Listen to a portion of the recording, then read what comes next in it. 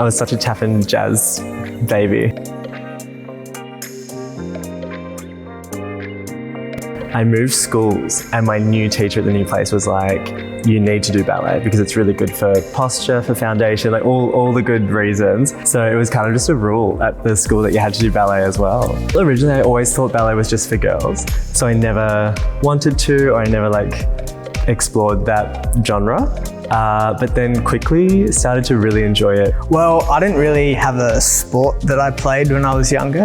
My brother was more into the arts and my younger sister danced. And so I went and watched her gala at the end of the year and just thought I could give that a go. So I tried out contemporary, tap, jazz, the hip hop, musical theatre, classical, and just kind of kept things rolling from there. I really enjoyed it. Growing up, ballet was always the theme of my household. I mean, my mother did it and I would always attend her classes as a young baby and I would just be running around the studio.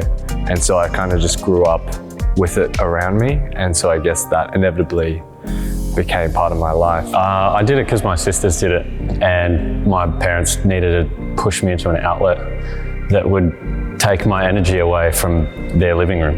And yeah, I'm still here 20 years later. I have an older sister and she was doing jazz at the time and I was told that I was banging on the door when I was 2.5. So I got into that and then, a couple of years later when I was a bit older, she was doing ballet, so I was I want to do ballet too. So it was really just my sister. I just wanted to be her at that point. It was just my thing. My friends went to, footy or something afternoon. I just went to ballet instead. I think the Boys in Ballet program is a really good initiative because I think there is that stigma still around men in dance, not just classical ballet, but just men in dance in general.